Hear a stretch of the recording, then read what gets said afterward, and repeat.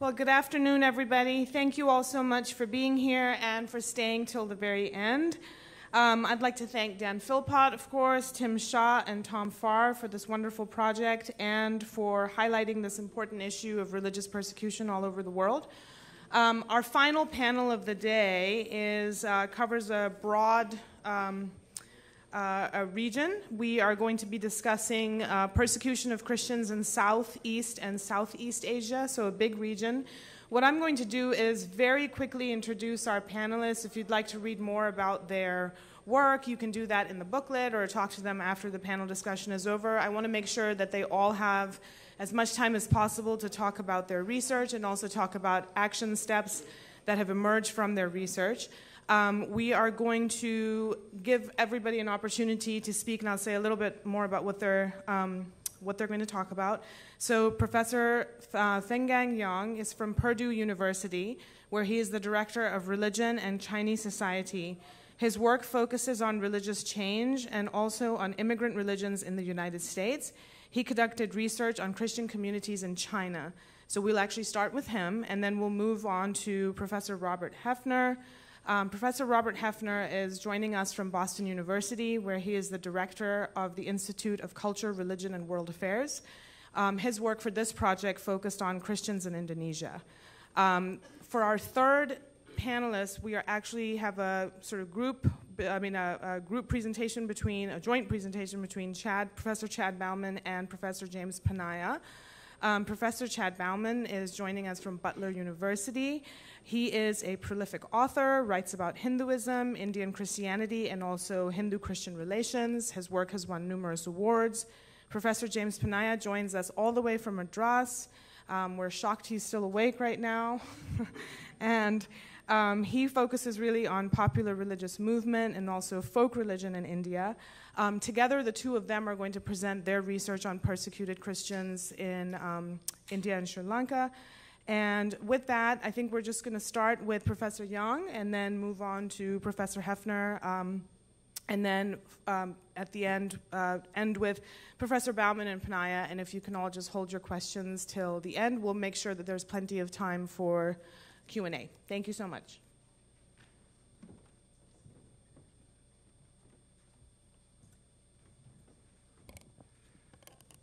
Good afternoon.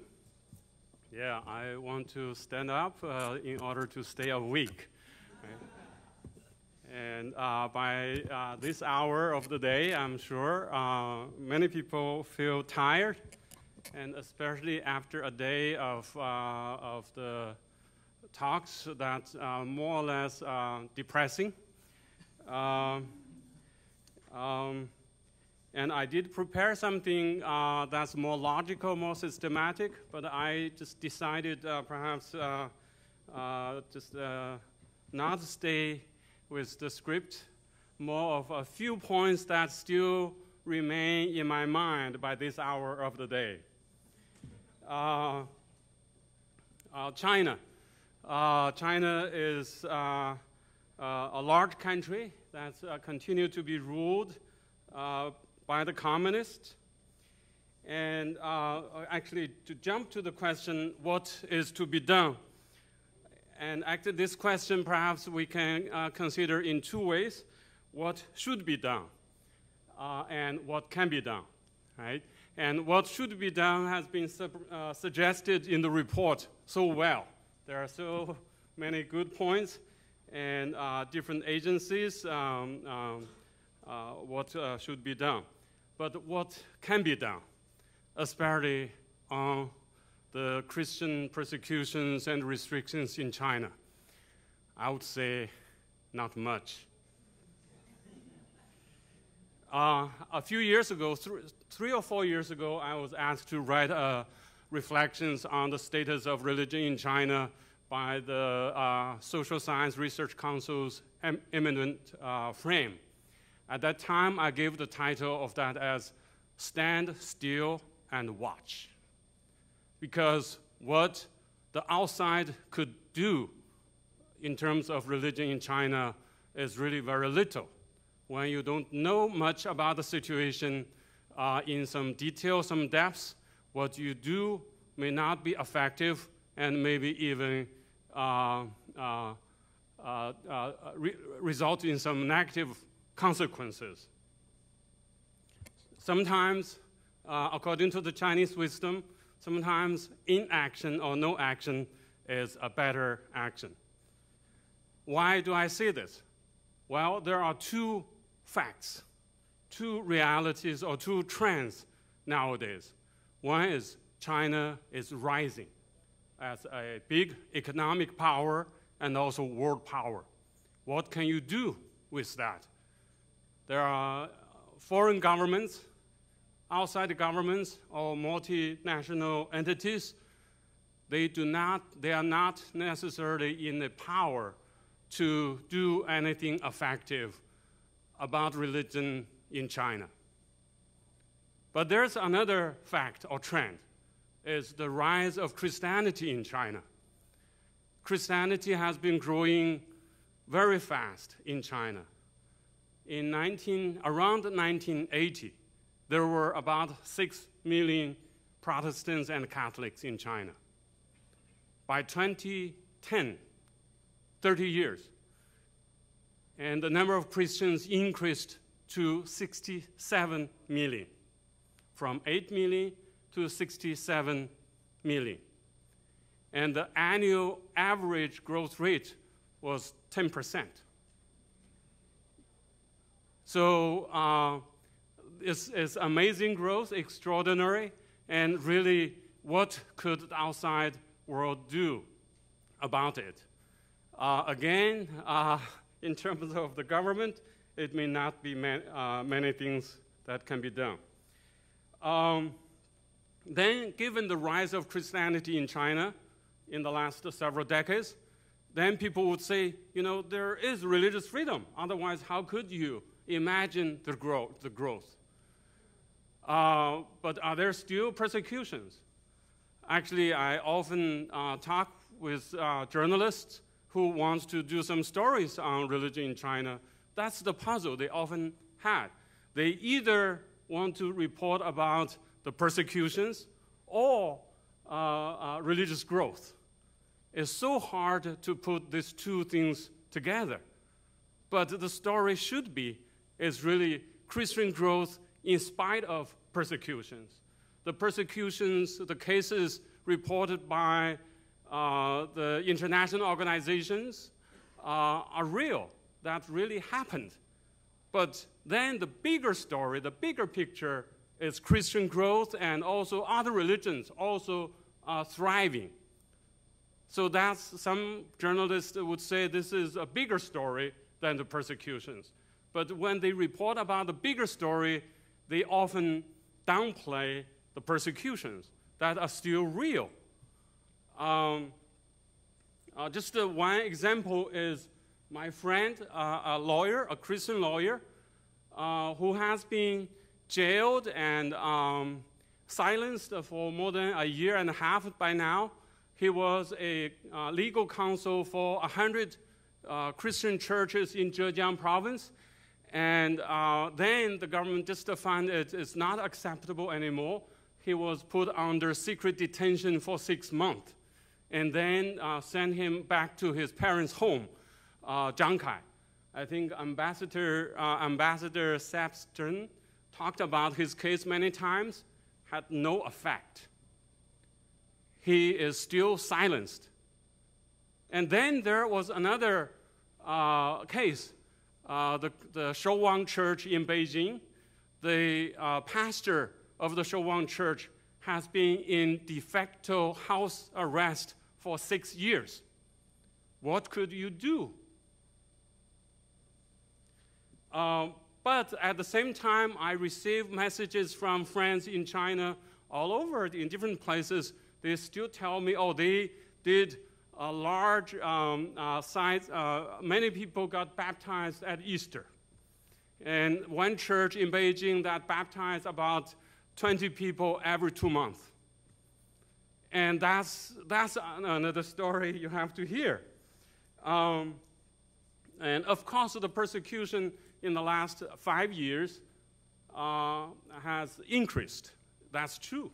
But this is the situation more or less like the fourth century Roman Empire, when in the year 303, the great persecution started. But 10 years later, there was the Edict of Milan that granted freedom to Christians. This is very similar in China today. So what could you do? Sometimes we have to think more carefully what can be done. About the Christian responses to the situation in China, I did, I guess I wouldn't go through the article in this issue of the journal, but it's really varies a lot from embracing some of the political goals of the ruling Communist Party, supporting the economic development and equality. And also there are, on the other side, the spectrum that resist any persecution, using legal means to defend for their civil rights or human rights. So without going through that strategies, I just summarize that as 3 major strategies, 6 ways. From cooperation to accommodation to resistance. Each of the 3 strategies has 2 ways, active and passive. But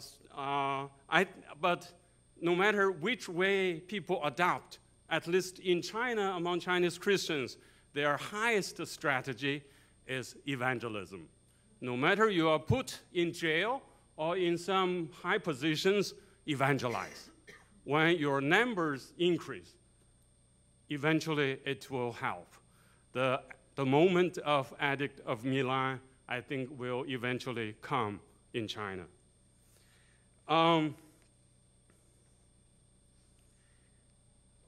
Then, of course, we are here to talk about what is to be done. I think it's not satisfactory to say nothing, right? Or no action. I would say there are 3 things the outside world could help. I call this 3 E's. Evangelize, educate, and engage. Evangelize among the Chinese you can reach. In the US, there are more than 300,000 international students who are enrolled in universities in the US. And many of them are very open to Christian message, to Christianity. Why would not you do something to evangelize among them, to reach out to them? Second, many of those people in China, in the US, are going to become political and cultural elites in China. How many people realize that the current president of China, Xi Jinping, came to the US for a short visit, only 2 weeks of visit in 1985? Who could imagine that person would become the very top leader in China? If there were more work did to him back in 1985, things could be different today. So even among those 300,000 Chinese students enrolled in undergraduate and graduate programs in the US, there are things can be done, because if you think about some of them will become the political leaders in China eventually. Third is engage, evangelize, educate, and engage. Engage with Chinese officials and the Chinese scholars and the Chinese Christian leaders, no matter it's in the above ground churches or underground churches.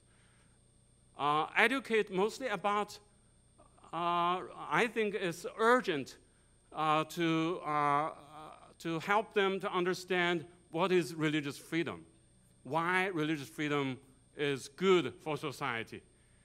I think it's not so easy the Chinese Constitution promise freedom of religious faith, religious beliefs, but it's not become implemented. I think part of the reason is Chinese officials and even religious leaders do not share the view of religious freedom.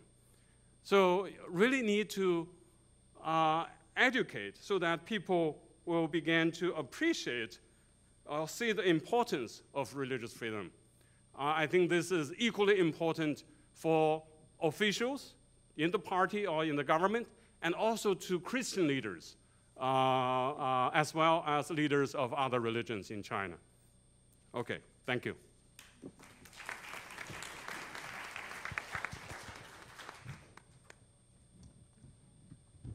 Thank you. I will sit.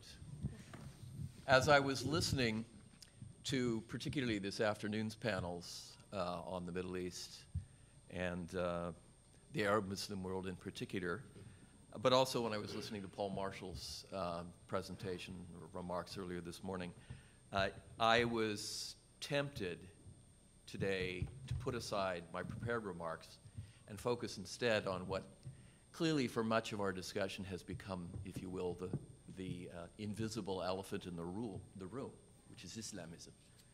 I've worked on Islamic politics in Indonesia, Islamist and democratic, for the better part of 3.5 decades.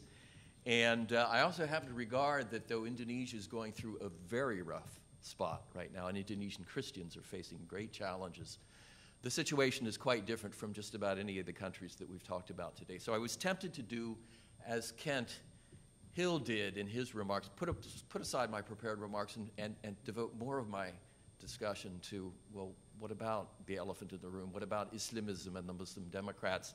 But I'm not going to do that. I will just say simply that if there's interest in the question and answer period afterwards, we can talk about that. But I will say simply that Indonesia offers, I think, the most overlooked but fascinating and positive history of engagement with United States aid agencies of any Muslim majority country in the world.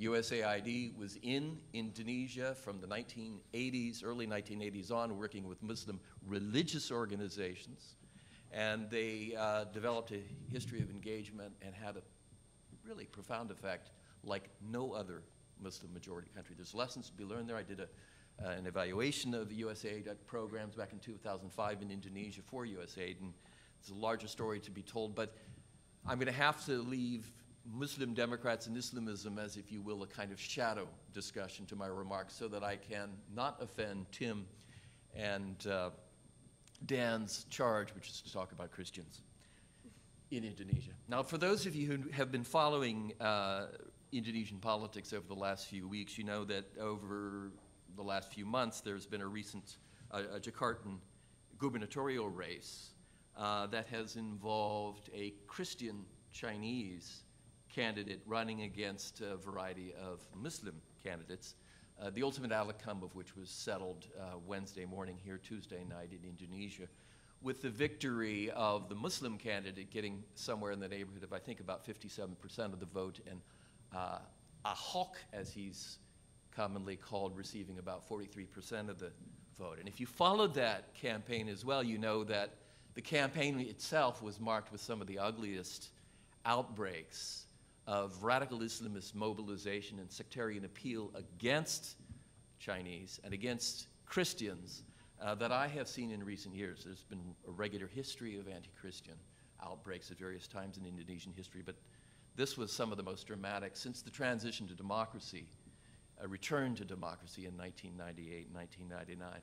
But to continue and finish this preface, what we also have to keep in mind that this differs profoundly. It's an example, even though it's an example of anti-Christian sectarianism, stands in just profound contrast with all the other examples we've talked about today, in as much as you had a Christian and a Chinese, double stigma, running for the mayorship of the capital district, the entire capital district, 15 million people, of the largest Muslim majority country in the world. So anti-Christian sentiments there are, but there's a much more complicated dynamic at work in Indonesia. So again, let me move forward, and I'll talk point one. I have 4 points today. The first one is about what kinds of persecution Christians have experienced in recent years in particular. I'll begin, though, just by noting it's Southeast Asian country of Indonesia is, of course, the largest Muslim majority country in the world, as I'm sure most of you know. It's now edging up toward about 260 million people, 87.2% of whom are Muslim, and about 9.9% of whom are Christians. But that statistic, which shadows, again, the Egyptian case historically in terms of the relative proportion, hides an even more striking fact that the Christian community in Indonesia is extremely well represented, disproportionately well represented in the ranks of the middle class and university graduates. It owns, Christians, Catholics in particular, own several of the country's largest and most respected media conglomerates, Kompas, Gramedia, for those of you who know a little bit about Indonesia.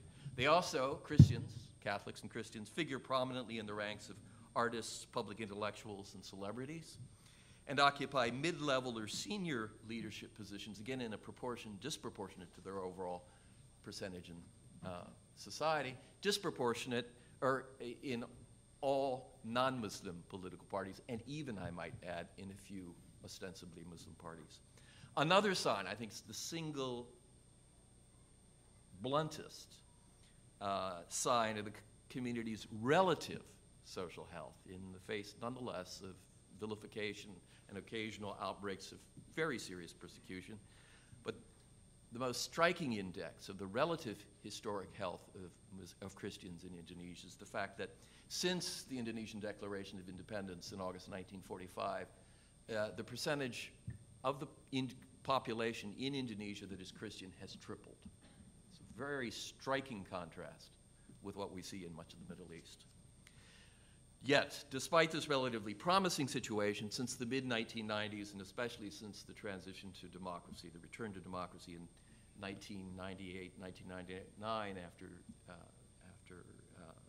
the long 1966 to 1998 period of authoritarian rule, we know that since the transition to democracy, movements of a radical Islamist nature that reject Indonesian legacies of pluralism have grown in number and militancy, without question.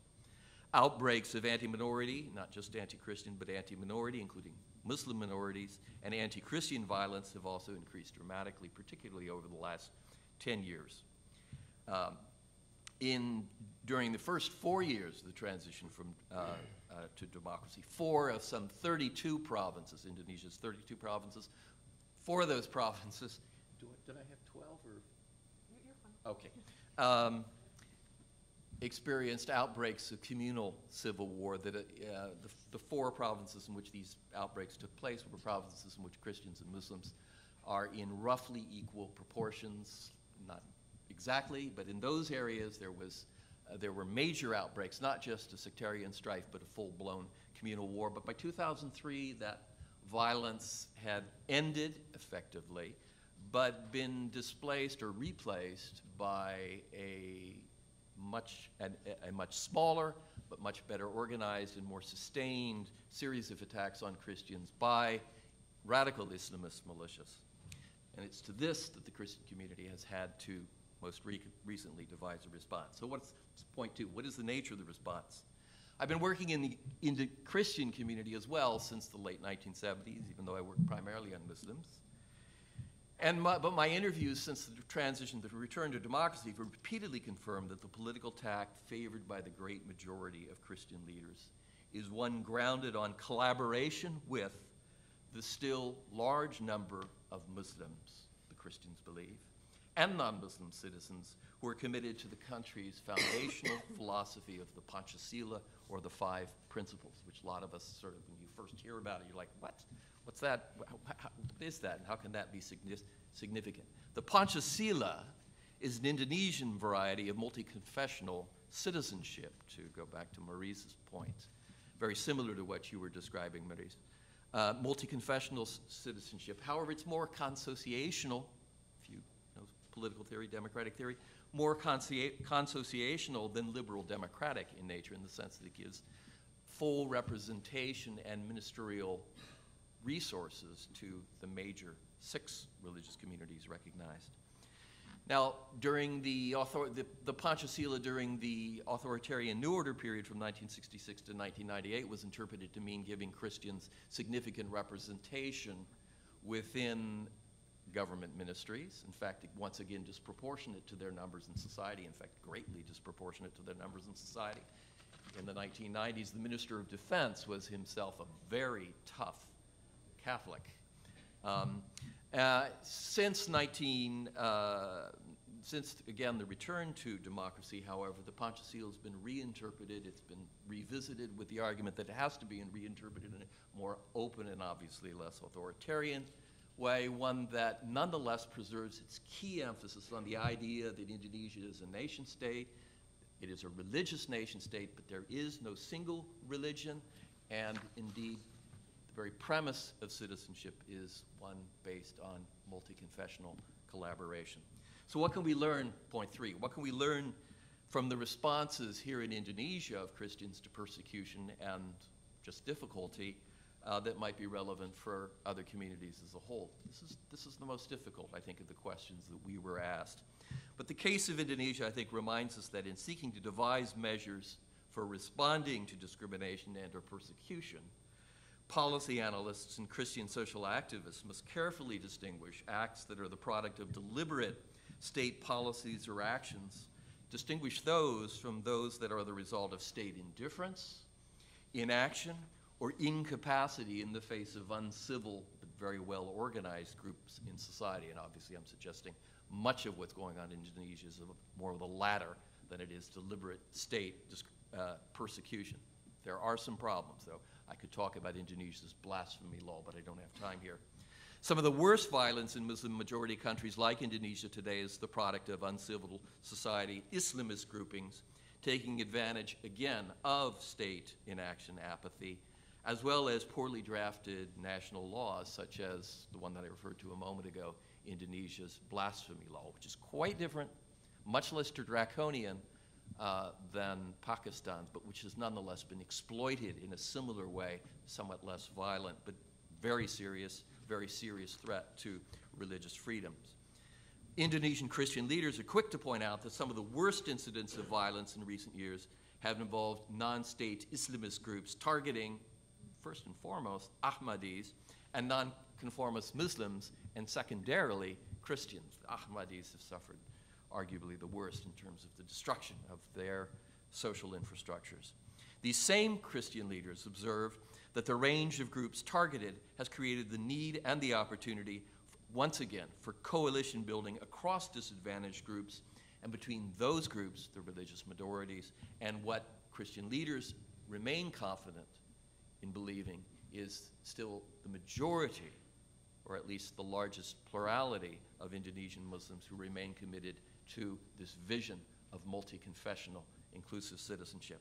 Most important of all, in devising measures to ameliorate the situation of Christians and other disadvantaged minorities, Christian leaders point out that it is important to determine the degree to which there are locally available social and ethical resources for scaling up citizenship initiatives in opposition to uncivil society groupings. This should not be seen, again, my interlocutors over the years have emphasized, these local resources, discursive and organizational, should not be seen as alternatives to international human rights protocols, but as instruments for making the latter more culturally resonant and organizationally effective. That's a much longer story, but I think it's very important and they're right. Here in Indonesia, Christian leaders remain convinced that their best prospects for progress lie in building normative and organizational bridges like these across all faith communities. Fourth and last, and much more quickly, how can Christian churches in the broader world assist or be in solidarity with Christian communities here in Indonesia? The level of their answer, the level of cooperation between Indonesian Protestants and Catholics and their brothers and sisters, Christian brothers and sisters, in other parts of the world have historically always been high, and they remain high today. The key message that Christian leaders with whom I have spoken over the past 20 years have sought to convey, however, is that the international community should work with them, yes, to publicize all abuses of international standards of religious freedom, incidents of religious persecution.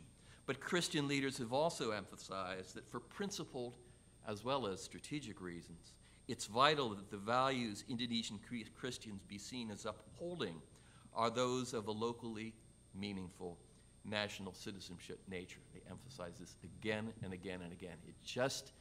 It cannot just be human rights appeals alone. It has to be those translated and somewhat, yes, reconfigured in terms of a locally resonant rights, just citizen rights discourse.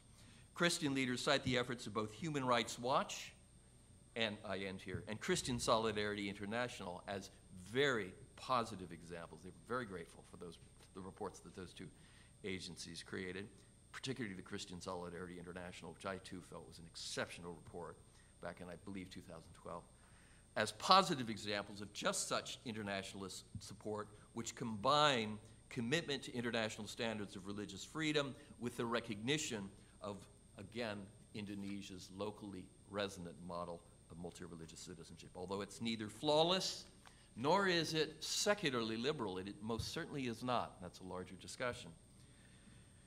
Indonesia has developed its own multi-religious citizenship legacy, and Christian leaders remain convinced today that that is worth defending and affirming and communicating both within their country and to Christian brothers and sisters in other parts of the world. Thank you.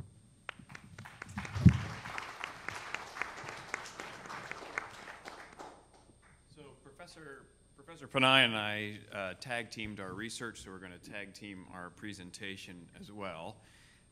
We're going to begin with a brief overview of the context in India and Sri Lanka.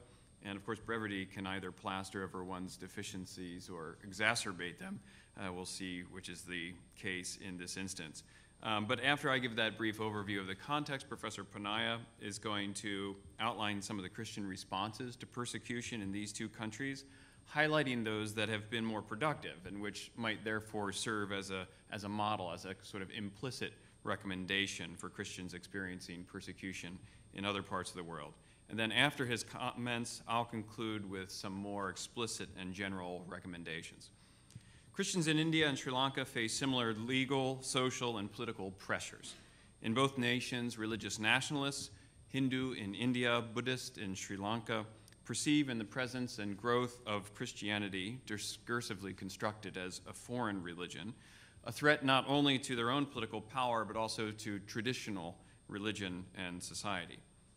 Indian Christians primarily face two forms of persecution: legal repression and social violence in the form of intimidation, vandalism, and physical attack. So first, the legal. Several Indian states have passed laws prohibiting the attempt to convert others through, quote, force, fraud, and inducement or allurement, and a national law forbidding outraging and insulting religious sentiments of others remains on the books. That also was a law from British times, as it is in Pakistan, as you heard earlier. These laws are rarely used to prosecute obvious offenders, but are more frequently used to harass ordinary Christians through threatened and spurious bookings. In addition to these legal pressures, Indian Christians also regularly experience incidents of intimidation, vandalism, and physical violence at a rate nowadays of several hundred incidents a year.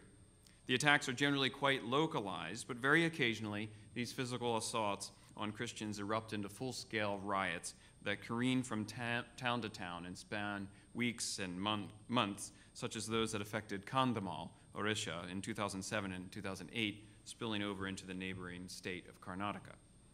The forms of repression experienced by contemporary Sri Lankan Christians are likewise of these two primary kinds, legal and interpersonal.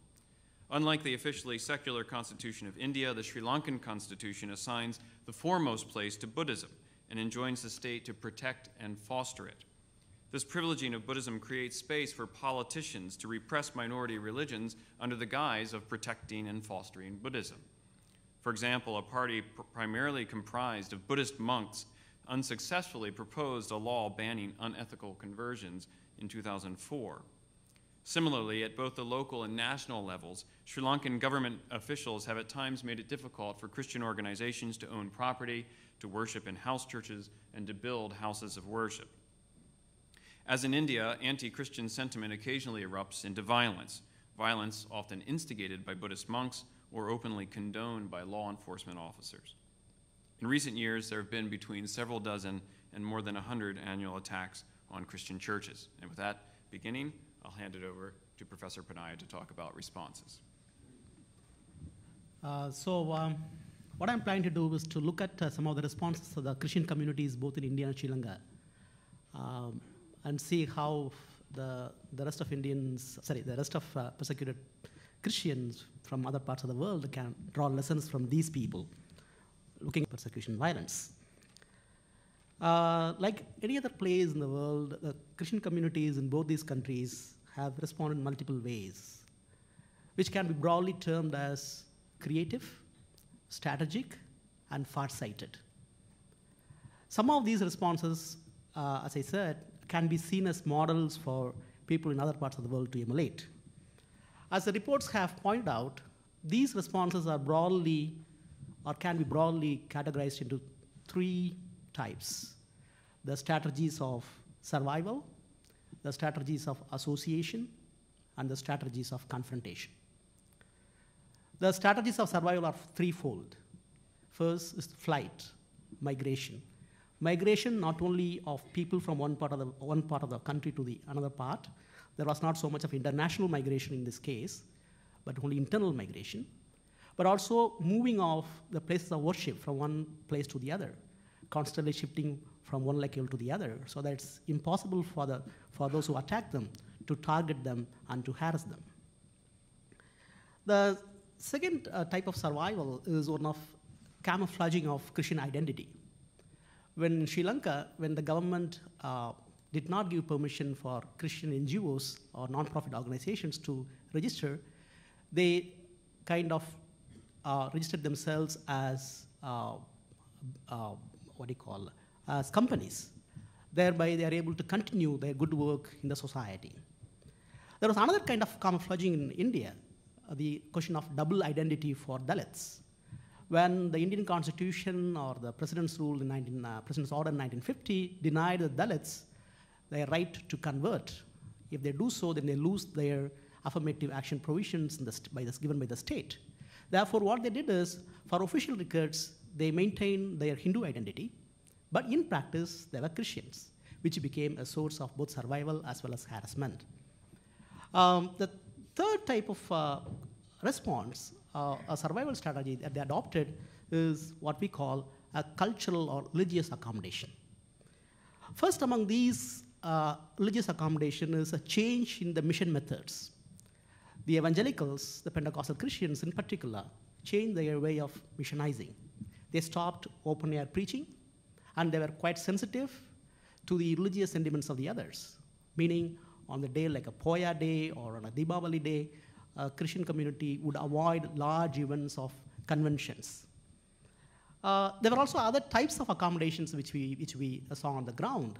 For instance, in Mangalore, there was a thing called Interreligious Harvest Festival, started by a group called Dharma Samanvaya way back in 1989 by a Catholic priest, in which Christians, Muslims, Hindus came together and celebrated the Harvest Festival by bringing in rituals from various religious backgrounds. Similarly, you have the Sarva Dharma Sauharta Kuta, which is an interreligious festival, interreligious meeting followed by a meal. So that has become a common feature in Mangalore. Whenever the Catholic Church has a celebration of, let us say, Christmas or Deepavali or parish activities, they bring in people from different religious backgrounds, and they go in procession carrying the sacred books of all these traditions. They do a reading, they have a prayer, then they have a common meal involving not only the religious leaders, but the common ordinary people who are going to be interacting on the day-to-day basis. Likewise, you have the Archbishop of Bangalore, who held an iftar party for the Muslims in the bishop's house, turning the Archbishop's house into a place for namaz for the Muslims. So for the first time, a Christian place becomes a place for the Muslims to do their worship, so which was well appreciated and received by people in that area. Similarly, we have in Sri Lanka, the Sri Lankan Christians were quite sensitive to the Buddhists, especially they were celebrating the Buddhist New Year and on the Buddhist rituals of almsgiving on the death anniversaries. And some of the Christian churches actually were quite tolerant in allowing the interfaith couples to have like Buddhist singular rituals in their marriages, or allowed the people to cremate like their Buddhist neighbors. So these are some of the examples that I can see. Similarly, the Christian Evangelical Alliance of Sri Lanka, NCLSA, had instructed its pastors to tell the people not to discontinue their pre-Christian way of dressing and eating after conversion. We also see many other such kinds of accommodation. For instance, as we saw in the video, one of the popular things that they did is, after violence, to bring into the church premises people from different backgrounds to have cultural events, sports, competitions, etc., in which Christians, Muslims, Hindus, Buddhists, the men, women, children, all of them came together and celebrated together. And that way they were trying to relive the harmony, interfaith harmony that was lost during violence. Similarly, a Christian group in Sri Lanka had organized a blood donation camp in which a Hindu would donate a blood to a Buddhist, or a Buddhist would donate a blood to a Christian, the same people who were victims of violence during this period of violence. Let me move on to the second set of strategy, what we call the strategies of association. The strategy of association took place at 5 levels. Okay? First, between the Christian communities. There was a greater Christian unity seen, and by the creation of various fora. The fora called the National United Christian Forum, All Karnataka Christian Forum, Orissa United Christian Forum, etc., etc. Secondly, there was a collaboration between the religious minorities. Christians joined hands with Muslims, especially after Gujarat violence in the year 2002. In Bombay, in Gujarat, Christians took rallies, went fast, and did signature campaigns to enlist support for the Muslim brethren.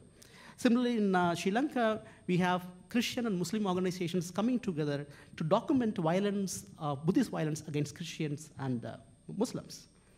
The third level of accommodation, or third level of collaboration that we see both in India and Sri Lanka, is between the Christian communities as well as the secular-minded people, or likewise secular-minded Hindus as well.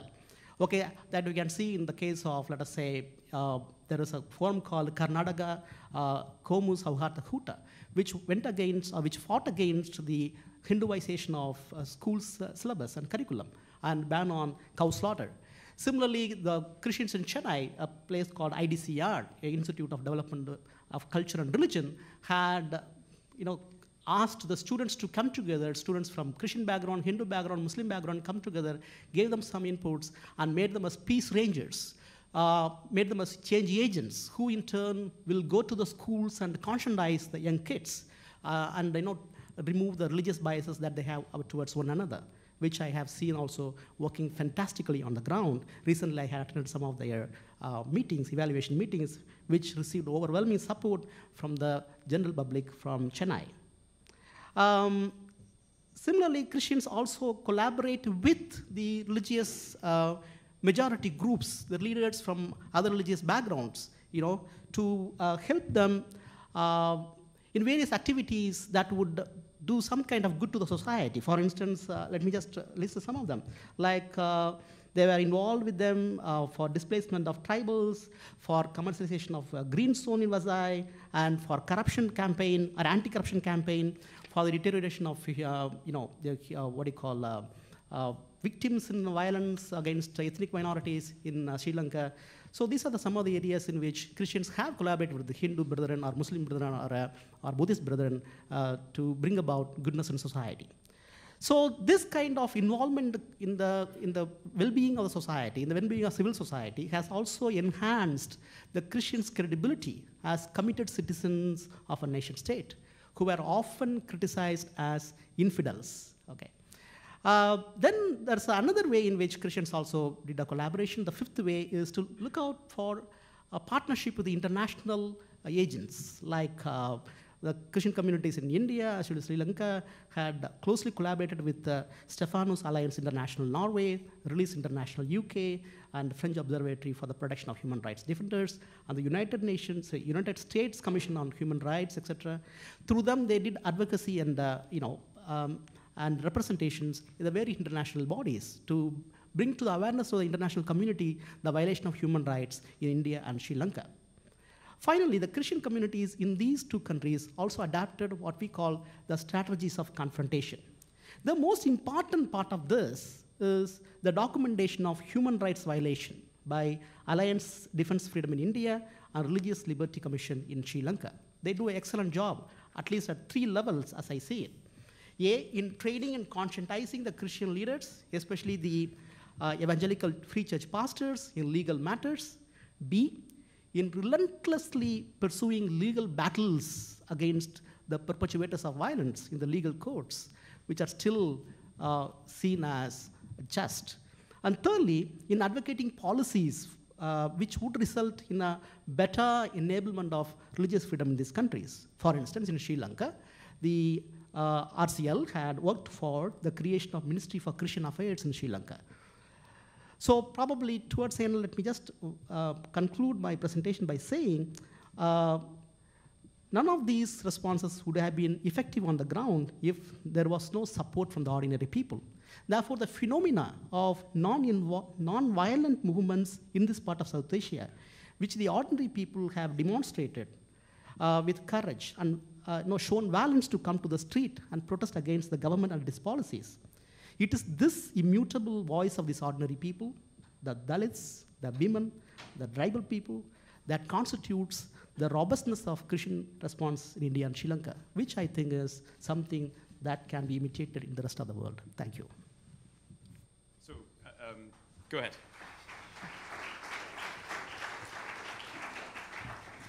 Christians in India and Sri Lanka have addressed their situations of legal and social repression in a number of creative ways, as is clear from this presentation. So we take their efforts as a starting point and as inspiration for our recommendations, and I'll be very brief. So first, cultural sensitivity. This is something that the project findings have emphasized, and we think cultural sensitivity is particularly important in the context of evangelism. Special care should be taken to avoid the most offensive forms of evangelizing, especially those aimed at strangers, like street preaching, as well as those deploying a demonizing or antagonistic idiom. And Christians also need to avoid every appearance of using their financial, medical, or vocational resources to lure non-Christians to the fold. And this is why we were particularly impressed by those Anglicans in Sri Lanka who set up medical clinics in Buddhist temples to avoid any misperception about their intentions. A second recommendation, encourage interfaith solidarity. The findings of the project recommend this as well. And there's a perception in South Asia that Western politicians, NGOs, and the media are concerned primarily with protecting South Asia's Christian minorities. To the extent that this perception endures, Western institutional and government advocacy for religious freedom will be perceived not as a disinterested form of advocacy for the rights of all, but rather as an underhanded form of Christian boosterism, and this can be confronted by broadening their advocacy. A third recommendation, enact ecumenical solidarity. It goes without saying that Christians united across denominational lines are better able to avoid, withstand, and address situations of persecution. For this to happen in South Asia, as in many other parts of the world, the more established, powerful, and secure mainstream Orthodox, Protestant, and Catholic churches will need to resist the temptation to demonize or distance themselves from their more frequently targeted evangelical and Pentecostal brethren in times of persecution. And of course, evangelical and Pentecostals have to avoid the temptation to demonize mainstream Christians and should rather see them as allies. A fourth recommendation, provide nuanced documentation. Persecuted Christians deserve to have their stories told. However, the credibility of those advocating for such Christians suffers when the advocates are perceived to be partisan or hypercritical. Hindu nationalists in India dismissively dub sensational reporting on the mistreatment of minorities as atrocity literature.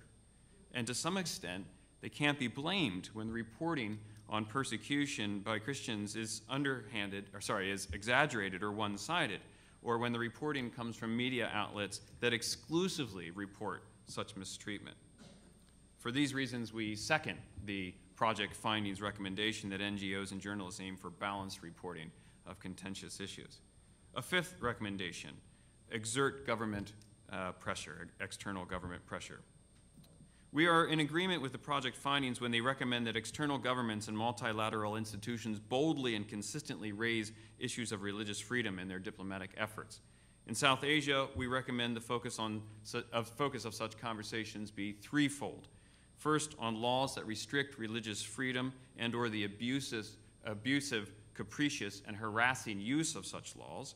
Second, on ways to strengthen the rule of law and the ability of and willingness of law enforcement agencies to prevent anti-minority harassment and violence. And third, the ability of the judicial system to effectively prosecute criminals who engage in anti-minority activities. One of the particularly troubling characteristics of violence against India's religious minorities is how infrequently the perpetrators are even charged, let alone convicted. While we recommend that external governments, multilateral institutions, and NGOs apply pressure to the Indian and Sri Lankan governments to address some of these issues, we urge them to be attentive to the manner in which they do so. And this leads us then to our sixth and final recommendation, which is exercise humility. And here we're echoing what Kent Hill said already. There are certainly troubling issues of religious persecution in India and Sri Lanka. Nevertheless, in both countries, the norm in terms of majority-minority relations is one of harmony and mutual friendship.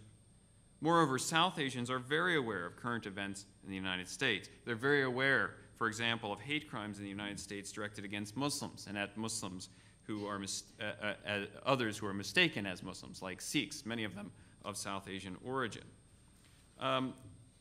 So it's important to that these kinds of problems that we find even in our own society be adequately acknowledged and addressed to make our advocacy for religious freedom elsewhere more credible. It's also important to recognize that at least to some extent, the harassment and suppression of religious minorities in India and Sri Lanka is a manifestation of anxiety about foreign intrusion in South Asian affairs.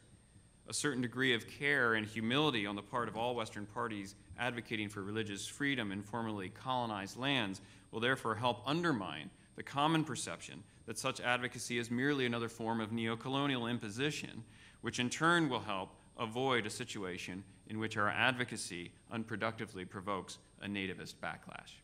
Thank you.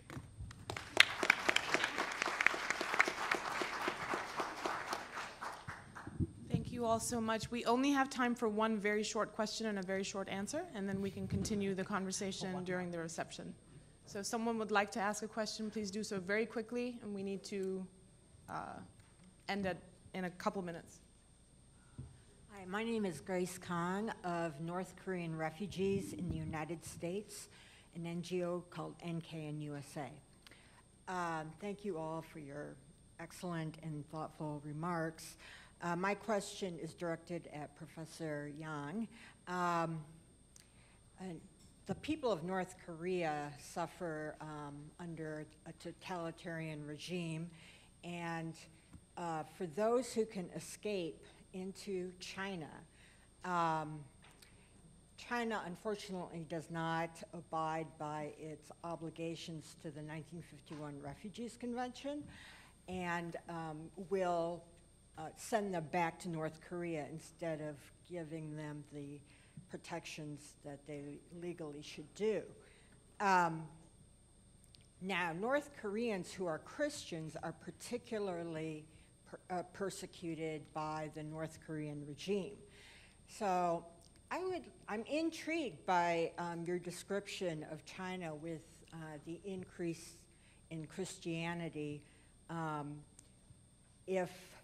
First of all, why is that happening? And could that somehow translate into greater protections of North Korean refugees hiding in China, especially since a lot of them are Christians? Thank you. I'm sorry, we actually don't have time to answer that amazingly interesting question. You'll have to answer that in the reception because we have to finish now. Thank you all so much.